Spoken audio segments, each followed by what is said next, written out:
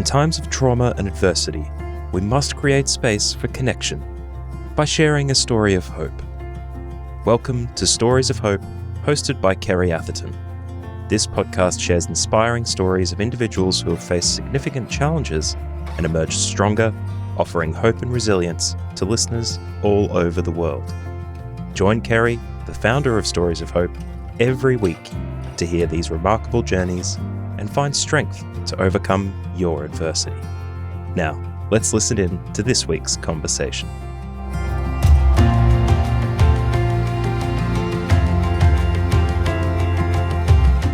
Welcome to another episode of Stories of Hope Worldwide. I'm Kerrie Atherton and I'm your host, and today's guest is Lizbeth Meredith. Lizbeth is an author, a coach and an international speaker, and has a best-selling book about the kidnap of her two daughters at the hands of her ex-husband.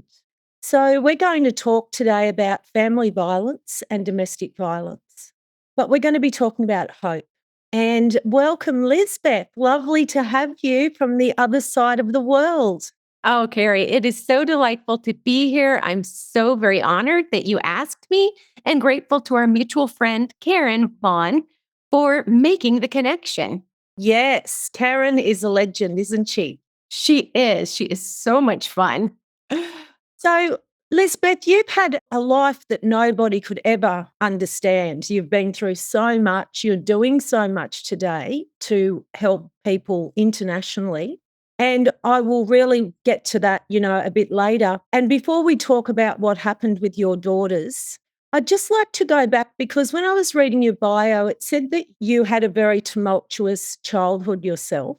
And so I was wondering if you can take us back to those early years and just give us a bit of an idea of what life was like for you back then. Sure, I would love to. I grew up in Alaska. When I was a small child, I always had this sense of this is not really my home. I'm not sure that these are really my people, because I grew up in a household of children where everyone was a tow-headed blonde but me. And I had dark hair and dark eyes. And my mom had a lot of issues. And I would imagine, this is just me guessing, but I'm pretty sure it was mental health driven. Yeah. And she had a volatile marriage, and she herself could be very violent. And so piece by piece, the story started coming together as a child that my mom had had some marriages, and when she didn't want to deal with custody issues, she took some of her children and disappeared from her home in the South and took us to Alaska, where no one could really back in the day find us. And so as a child, what I thought, someday I'll be a mother. My children will have stability that I never had. They will never be subjected to parental kidnapping, and we didn't have the words for it back then, or divorce or domestic violence. There won't be shouting and, things like that in the home. And then fast forward years later, not too many years later, I was in Greece in Europe looking for my kidnapped daughters. So I clearly did not do the work between when I was a child and when I became an adult, and kind of replicated the family I came from. Wow. And I'm a counsellor. I hear that so often. I have so many women come to me who have been victims of domestic violence, and they grew up in that. Right. And it was the one thing that they wanted to run from. But it's so strange how it ends up happening, isn't it? It is so true. People pick partners that are similar to what they grew up with. Absolutely. We don't do it intentionally. No. Often we do it. No. Often we do it. Yeah. Well, it's the environment that, it's been normal to us growing up, that environment. Right. I remember meeting what is now my former husband and feeling like, a sense of peace for a moment, like this feels like home. And in retrospect, that should have sent me running and screaming out of the room. But, it did. It felt there was a sense of great familiarity. And, I definitely was looking for someone to rescue me. Yeah, and I was thinking about that before our interview. I didn't grow up in violence, but I grew up with two alcoholic parents, and I grew up in a very unstable environment. And when I met my abuser, as you met yours, there was a sense of the knight in shining armor has come, the nicest guy ever. I read that you married him after 90 days. Right. I like to think that I was the original 90-day fiance. And I don't know if it plays in Australia, but it's a TV show that is on and pretty popular in America. But yes, within 90 days, I had made a commitment to this person. Clearly did not know him well, because how well do you know someone after 90 days? And, I think the main thing was I didn't even know myself at that particular point in time. So how could I possibly know and commit to someone else? Yeah. These abusive people, these abusers, they're the loveliest people when you first meet them, aren't they? So charming. That's So right. charming. And if Yeah. you need to be flattered, they're there for it. They come in strong with the words now are different, but love bombing or giving you all the compliments, putting you on a pedestal and wanting that early commitment. And to me, that just seemed like perfection. I didn't have to worry anymore because Yeah. someone had chosen me. And that's how I felt about it. Yes, yes. That facade doesn't last for long, does it? Oh, not at all. I No. mean, within the first week of marriage, Yeah. there were problems. And I toppled off that pedestal. Yep, I toppled. I was no longer perfect. I was no longer so charming. In fact, there was not much right about me within the next 90 days of our marriage. So Yeah. it does end quickly, like you said. So how old were you when you met him, Lisbeth? I think I just turned 21. Okay. Can you take us through the events that happened after you met him and to when you fell pregnant and when you lost your daughters for 2 years? Sure. I met my former husband at a place of business, and I was living in Alaska, where I lived for more than 50 years of my life. And he was from Greece originally, but people wonder this, so I'm just going to say that he was a United States citizen already. He Okay. was working in the same hotel that I was, and it was a very nice one, and he had a terrific job. And I just felt like, oh my gosh, yes, please. This is fabulous. Dream guy. Yes. Oh, woohoo. So handsome, so charming, so debonair, older than myself. And I was 21, but hadn't dated that much or had any confidence. And that's kind of important in the story because I just didn't have the power of discrimination. I think when we're dating, we really need to be very discriminating about who we allow into our lives. And so when he came on strong, I was all for it. And like you said, within 90 days, we were committed to being married. And within about a month more, we were, in fact, married. And that's where I cascaded from the top of that pedestal. It started out small. Things like, you're not very attractive. You're in terrible shape for someone your age.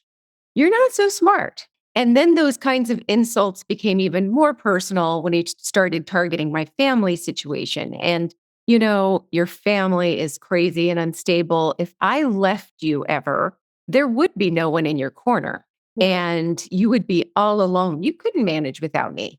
I think what I hadn't noticed, this is true, and let me know if it's your experience also, but when you're in that relationship, it's easy to let your friendships slide because either the person who is a very strong, powerful personality who wants control objects to your friendships or your family relationships or your job, or you're so embarrassed because you chose this miserable human being and now you're having to live with that. And so for me, both of those situations were true and I became very isolated. And if the only person in your life is telling you horrible things about yourself and there's no one else to counterbalance it, you're going to believe it. And they work at isolating their partner from their network. Right. And they can gain ultimate control. And like you said, the only voice that you're hearing about yourself is the negative speech that they keep speaking over you. It's so true. It's so true. Trapping people in the relationship. And I know because I was trapped in a relationship like this for 3 years and I had wanted to marry him because he wasn't allowed at my house because he had abused my mother. And then his flatmate didn't like me. And I thought, well, the only way this relationship can work then is if we get married. And fortunately, he found an apartment, and that didn't end up happening. I started to see some cracks, but I was still blinded for 3 years. But I totally resonate with what you're saying, and the many people that I speak to that have come out the other side of domestic violence say exactly the same thing.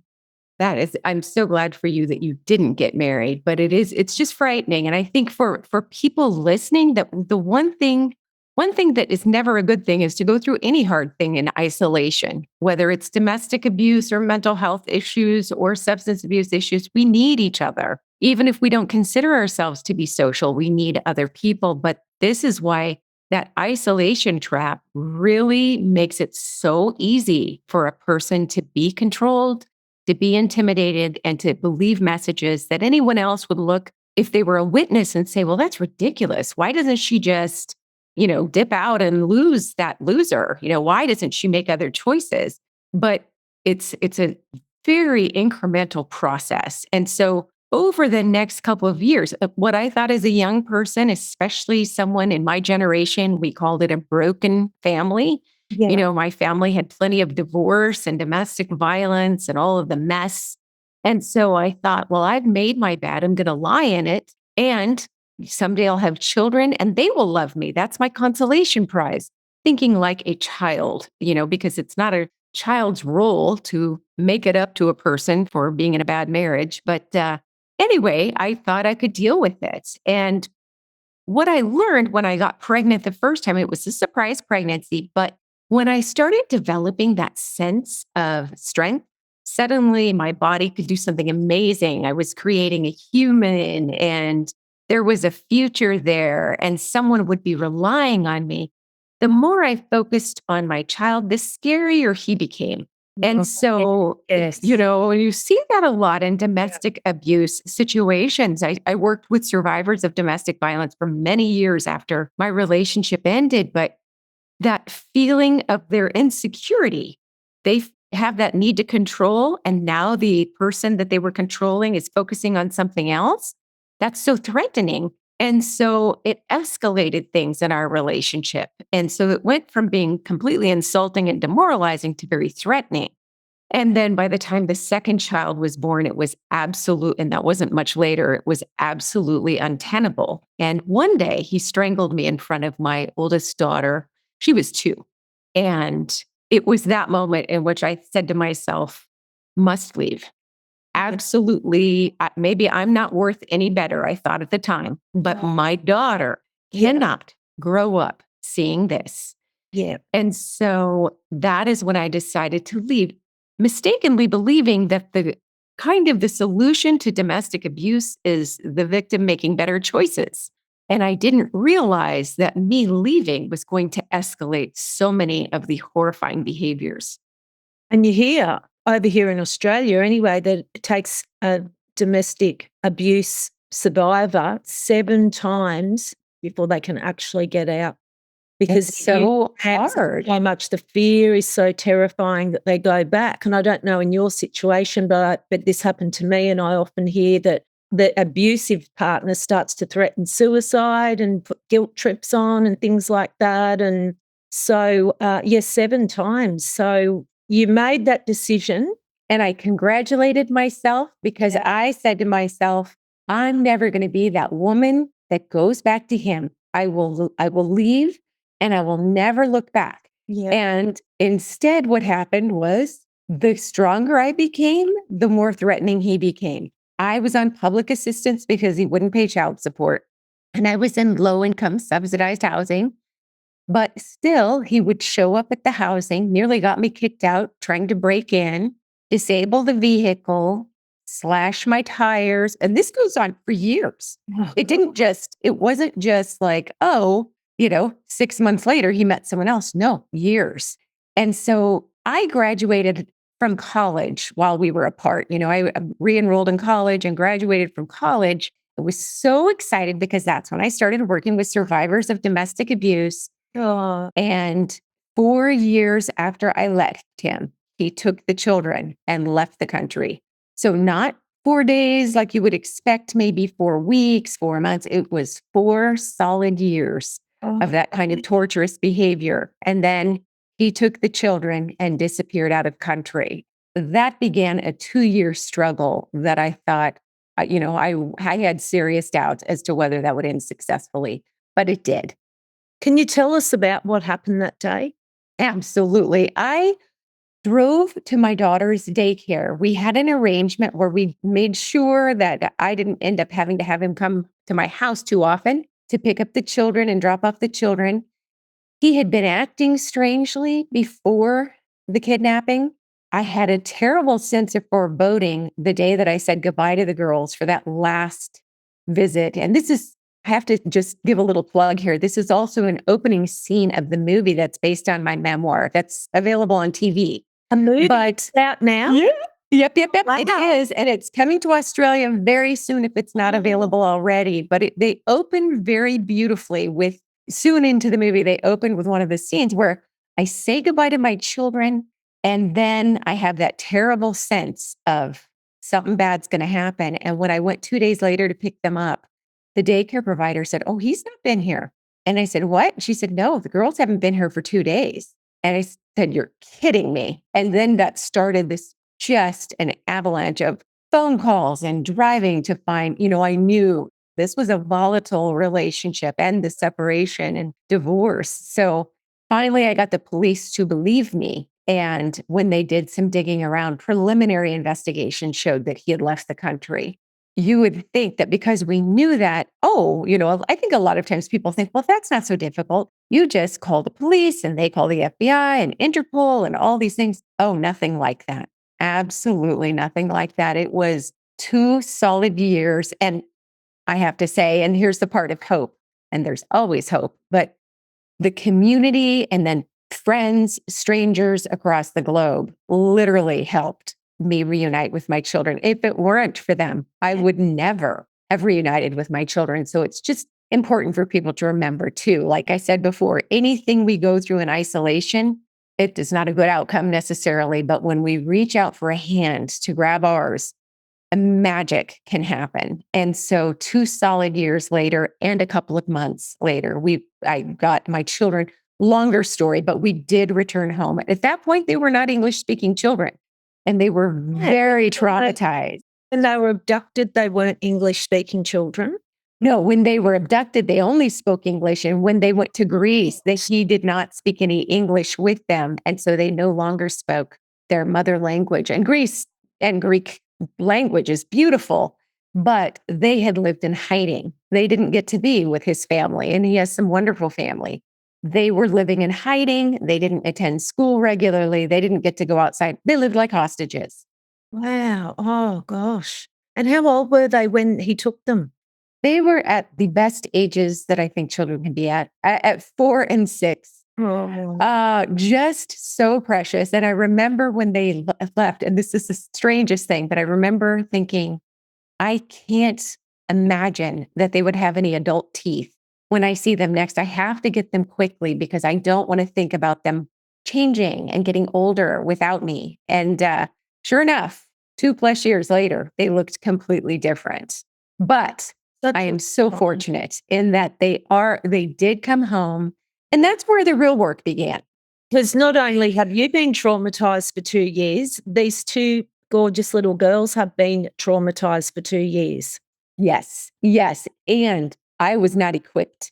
I just wasn't. I was not equipped to take good care of them. For 2 solid years, I'd made it my mission to get them home, and so I focused on that and I didn't let myself fall apart. And yes, I went to therapy in the middle of it all, but I really focused. And so when they came home, I did fall apart. And then the girls, I just expected that back in the day, I was in graduate school at the time for psychology, which I eventually finished. But back in the day, even then in psychology, we thought if bad things happen to children when they're very, very young, well, children are resilient. It won't impact them. It's not true at all. Not true at all. It may not show right away. But what I learned was trauma does have that way of rooting in our bodies and it lives there. And even if we do trauma releasing exercises, it may need to break loose later. And for my children, that was very much the case as they got older. But They are amazing women, and they're in their 30s now, and they love language and culture and family and animals. And so, it's just important to remember it did end, and it did end well, not easily. I think that's one of the reasons I wrote the book, because I didn't want there to be a fake sort of, and we're perfect. It was great. No, it was hard. I mean, we need to hear the hope, don't we? Yes. Yes, we do. That's why I do these stories, is because there's so many people walking through the valley at the moment, and they haven't got to the stage of hope yet. And they need to hear the hope, but they also need to hear about how to get through from here to here and how to keep walking, which is what you did. Right. Was it the hope that you thought, I'm going to get my kids back any day? Was it, I know the community gave you great hope and people around the world and that connection, but what else was it that gave you that hope to keep walking, and how did you do that? It was not easy, and that's what I'm working on now, writing a book tentatively called Grounded in Grit, but for other people to understand some of the steps. But I do believe, Kerrie, like you said, I had that image. There was a very powerful image that I would always run through my head when I started losing hope. And I did. Sometimes I really lost hope. But the image of the children getting off the airplane in America and of people being so excited. When we ask people for help, whether it's in issues of sobriety or going through trauma or crisis or abuse, we're also accountable to them in a way.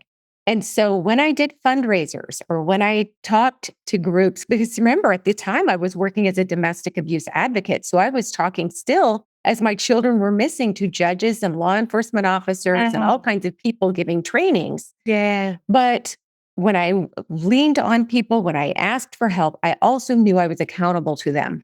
And so it was not just that I was horrifyingly guilty. I felt so badly for the person that I chose to be my children's father. There's no question. They were living out the consequence of my choice to leave him. And I'm not saying it was my fault that he kidnapped them. I don't mean that. But they were little children, and I couldn't protect them from that. And so I knew I owed it to them. The community meant so much. But I knew past that, I could see that we will have a life from here on out where we're not dealing with the things we've been dealing with all these years with him. It will be a new future. That was truly amazing. That truly was that little image and that commitment, that kick in the rear end sometimes, the hope and accountability, it helped. Oh, that's fantastic. Visualization is such a powerful tool, isn't it? It truly is. It truly is. And today, there are so many different self-help gurus out there that use sort of buzzwords that after a while I get kind of frustrated by. But the fact of the matter is, it really is powerful. Yeah. It is powerful. And so is positivity. And it's not that we don't ever allow ourselves to grieve or to feel sad or hopeless. I mean, those are real feelings too. And those are nothing to be ashamed of. But there really is. As long as we're living, there's hope for a different future. Yes. And that's something that I say all the time, is today is the first day of the rest of our life. And the rest of our life can be much greater than the past. I love it. Beautiful. Wow. So after the girls got back, what did you do to start rebuilding? So you said that you kind of, in essence, fell apart then. And this often happens, doesn't it? When people are going through traumatic times, it's like you're pedaling and you just have to keep going because you just have to you have to sort situations out. You have to get to the other side. Life keeps happening. And our mind won't allow us to process grief until we feel in a secure enough space to do so emotionally. And so then you got your girls back and you probably felt like, now I can just, process and stuff. But it takes a long time to process, doesn't it? It really does. We came back one day and news cameras met us at the airport because someone that I knew had called the news to say, hey, they're coming back, meaning well. I mean, thinking, oh, isn't this great? Well, thanks very much. Well, it's the funny thing is it turned out to be a blessing many years later, but Yeah, I will say that I got my first death threat before there was not even 24 hours before I got my first threat from my former husband. So Right. so I came back, and the morning after that, when I woke up, I didn't recognize the children. They were wanting me to feed them, and I literally could not think of who they were. And I just stared at them for a minute and let my eyes try to focus. And that began the intrusive thoughts, the other symptoms of post-traumatic stress disorder. Yes. And it was so unpleasant for me, but it was terrifying for them, because here I had shown up after they had lived a terrifying life for 2 years, brought them home with this promise of a new life, and then was basically a nut. And so definitely I got into therapy. I got them into play therapy, but we had no money, no money. So I had to go back to work the very first work day, slide them into public school immediately. They didn't speak the language. Here they are with an accent. We were a mess. I had nothing, but I did have my job and my amazing kids. It was an uphill battle. There were a lot of things that did not enable us to just take a deep breath and say, perfect, we're fine. However, I will say that 6 months after the girls had been home, they were making good marks in school. They had friends. Our friends rallied around them and loved them so much. And friends pitched in to pick them up after school if I had to work late, or, there were so many good things. There really were. And I believed that, therapy plus positive role models and social outlets equals goodbye trauma. And it didn't quite work like that. Several years later, it came back to revisit, but it certainly was the beginning of a wonderful life. And eventually I did finish graduate school, and I got a job where we had benefits for the children. And, we got a little fixer-upper place to live into. And, we had a sweet life. We did. It was not a perfect life, and it was stressful at times, but it was pretty wonderful in hindsight. Oh, that's great. And I want to talk about that life in a second. One question I was just wondering when you were speaking then was, did there come a day when the fear stopped, the fear of him? Never entirely, Kerrie. I wish that I could say yes. I felt I allowed his niece, my niece by marriage, and I love her, so I don't mean to disavow her. But she reached out, and I allowed her to come visit 2 years after that happened from Greece to stay with us, because I wanted my children to keep their connection to family, because that's part of their life. It's nothing to be ashamed of. And I want them to feel proud. And that really backfired. At that point, I just realized I did make a choice that I could live my life in fear and keep my life very small, or I could just keep it moving forward. Yeah. And it's going to last as long as it's going to last. And as the girls got a little bit older, he remarried, and my niece told me that. And that really made me feel two things. One, very, very sorry for this woman. And two, tremendously relieved for myself. That helped. That did not last forever. That marriage produced another daughter, but it did not last forever. And every once in a while, I would say just about twice a year, maybe I'll have a nightmare about him. And this has been, I left him in 1990. Wow. And we came back from Greece in 1996. And every once in a while, it catches me unaware. But that is to say, after that, I don't even think about him. And I don't ever wish him harm. I don't spend any time. When I wrote my book, I didn't talk about him much. I didn't even identify his full name. It's just, I'm grateful I got my daughters, and I'm grateful for things. And you've been through it. Grateful for the things that you learn about yourself in the process, if you choose to. It's a choice, but I'm grateful for that journey. Oh, and when you were talking about blaming yourself and for the decisions that you made and everything, I really went through that because I was an emotional nutcase when my daughter was born, and I think really I was emotionally not good. My mental health was very bad right up until probably when she was about 9 years old. I always thought I was a bad mother, just for how I was and how I was parenting, and I came to the conclusion one day, and this is something I tell all my clients, something that I used to tell all the kids that I worked with who used to come to me and talk about their parents and what they didn't like about their parents and how their parents didn't get them. And it was this, that we as parents are just big kids growing up. Right. Nobody gives us a manual. The only manual that we had was the one that we had. The only role model was what was role model to us.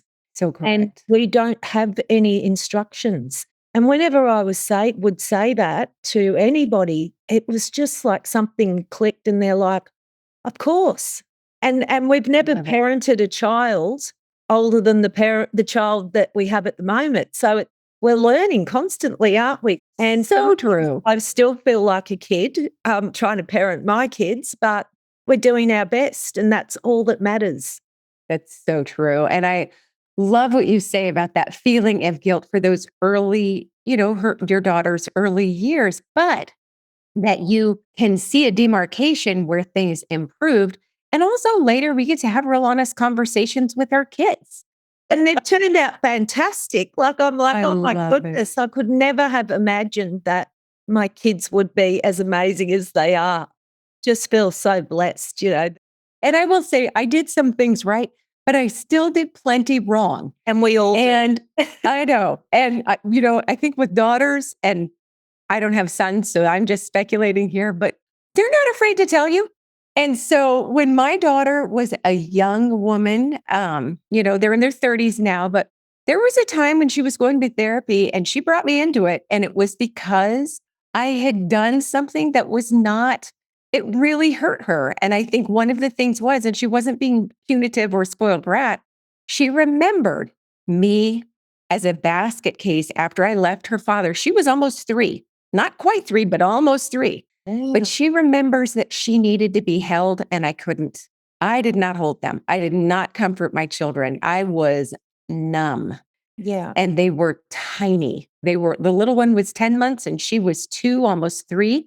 And she remembered that was a need she'd had. And she needed me to understand that in a way and to make amends. And it really was beautiful. It was hard, but it was beautiful. And, you're right. We can only do the best that we can. But as long as we keep showing up and committing to do the best that we can, there's so much hope. And it is a beautiful thing. Absolutely. And you touched on a key point there, because something a lot of people don't realize, and I do a lot of work with people with post-traumatic stress, and I'm one of the ambassadors for a PTSD organisation named Fearless, which works across Australia and New Zealand. I love it. Something that a lot of people don't realise that is very much part of the PTSD and trauma journey is the freeze factor. Fight and flight gets talked about all the time. Right. But as you were just describing, when your children needed to be held, you were frozen. Correct. And that's something today I battle with, the freeze factor today. And awareness is key, isn't it? Just having knowledge about ourselves, what our triggers are and what happens to us when we get into traumatic situations is just so vital to be able to help ourselves get out of them quickly and not fall back into that old pattern or that old slump. Really excited now to hear about what you have gone on to do with your life and a little bit about your Wonder Girls. Thank you, Kerrie. Oh, they will love that. They will. After I finished, I was a domestic abuse advocate, an advocate for survivors for several years. And I moved on to investigate child abuse when I was getting my graduate degree in psychology. And it's interesting simply because seeing the same people a lot of the time in a completely different environment, I learned different things. And then I went to work for 20 years in juvenile probation. Oh, wow. Eventually retiring as a supervisor. And those jobs really helped me because I learned about trauma-informed care and became a trainer, and also the adverse childhood experiences study. That was something I learned far too late in my parenting. And so as I was parenting traumatized children, when the girls came home, I was 30, turning 31 years old at that point. That was after they came back from Greece. So it was years after that that I realized that my bootstrappy way of raising them, basically saying, aren't you lucky you're back from Greece? All these people helped you. Now get good marks, you know, don't complain and don't act up. That wasn't useful. And I had to really rethink that. And thankfully got the training in my job. Like, wow, that was largely all the wrong things that they never needed and not effective. So that work really was instrumental in our healing, even though it was a traumatic job.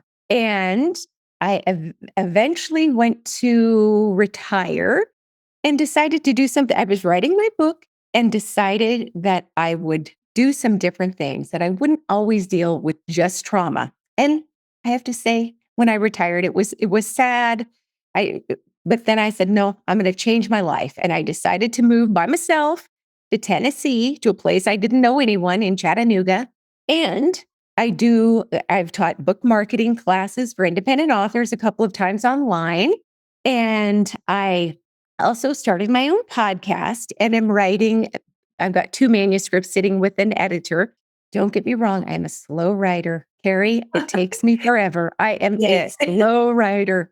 But one of the fun things that I'm enjoying doing is coaching and writing the little bitty book on Grounded in Grit. But it's really about turning our challenges into superpowers. And that's different than saying, aren't you lucky that happened, or life's happening for you, not to you. It's a little bit different than that. But there are things we can choose to learn through difficult times we go through that help us in all areas of our life. And so I'm really enjoying that.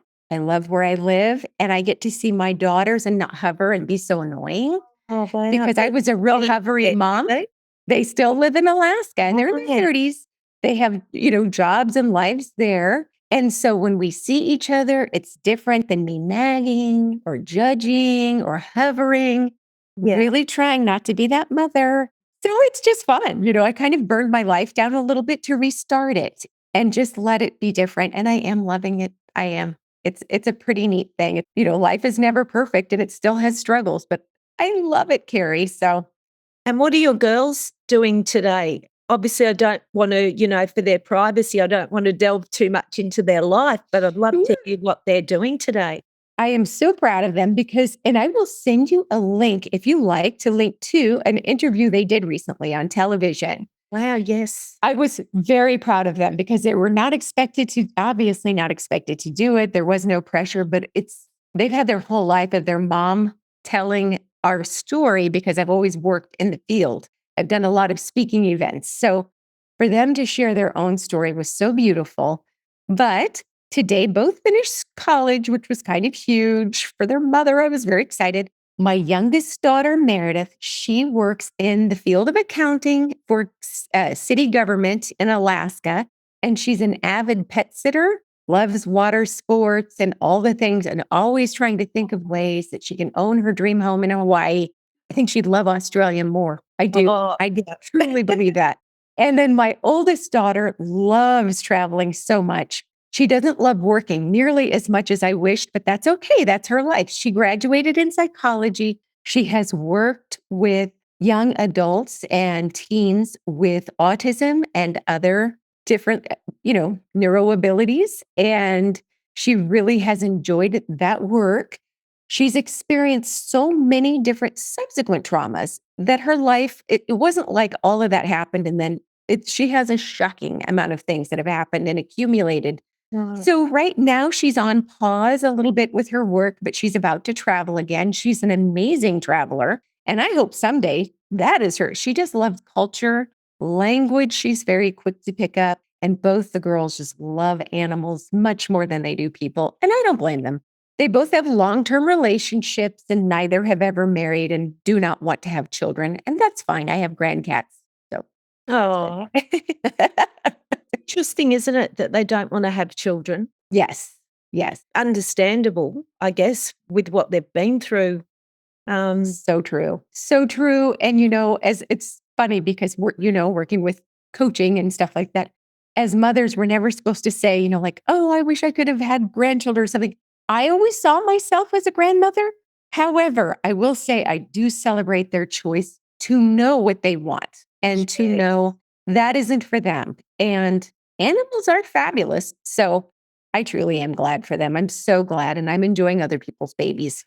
And I think that's a really key thing, isn't it, when you're a mum of kids that have grown up, is to celebrate, like you said, celebrate their choices. Yes. I learned like a few years ago now, not to have expectations of anyone. I actually try and live my life without expectations. I love it. Very rarely let down. And especially of my children, I try not to have any expectations of them, and whatever they give, to me is a bonus. And I'm not let down. So Very smart, very smart. And that in itself, Kerrie, could teach in a course, because as parents, we're taught the opposite. To be a good parent, you want to be all involved in who your kids' friends are and their hobbies. You want to cultivate those, and their education, only the best. They turn 18 and you try any of that, and you're hovering, annoying, and enabling. And nobody gives you the lessons on how to let go of those expectations and those hopes. And I think sometimes we feel like we've raised our children to be in the image of ourselves, and that's really not the point. yeah. And my daughter is so different. Like me in some ways. She loves people, but very different to me. And I celebrate that because we've got something special that we can give each other. Right. And, it makes life really interesting. I think that's fantastic. And my son's very much like me, but he's a boy. So, Lizbeth, what would be your message for the world as we wrap up? Firstly, I also want to know, have you got a copy of your book there that you can hold up and show us? You know what? I ran out of my book, but I have a little mark. How about that? Okay. It's on the cover. So And the new book is called so that Pieces of Me. Oh, yeah. There are so many books with the same title, but my subtitle is Rescuing My Kidnapped Daughters. So you can see that. And then the movie that will be available on Lifetime Television and Amazon Prime, if it's not already available in Australia, is Stolen by Their Father. Wow. That's what the adaptation is called. And honestly, I loved it. They did a beautiful job. It has a lot of dimension and a lot of amazing things about the people in Greece who helped me. And they're amazing friends I have there. Oh. So I loved that. And, my forthcoming book is called Grounded in Grit. The subtitle may be and may have to change, but the subtitle is Turning Your Challenges into superpowers, basically. And so I want people to understand it's not that we erase our past, but it's certainly not something we need to be ashamed of. Yes. And there's a choice, isn't there? And this is something that I do in all my work. I talk about this all the time. And these are the people that I have share at Stories of Hope, not people that are remaining trapped as a victim to their past, but people who are actually victorious over their past. Because there comes that point, doesn't there? And it came that point has been there for me as well, where am I going to remain a victim and trapped in my past and never move forward? Or am I going to step out and use that as a springboard? And when I had my light bulb moment about starting Stories of Hope, it was that my pain can't be in vain and that I will use it for other people's gain. I'm stepping out. I'm not going to be a victim of my past anymore. I'm going to be victorious over my past. And that really sums your book up, I think. Oh, I think you said it so beautifully. I absolutely love that, Kerrie. That is beautiful. And I would say to people, it is a choice, just like you said, to be hopeful, to keep moving forward, to stumble and fall is normal and human, but to keep getting back up and reaching for support and holding ourselves accountable is fantastic.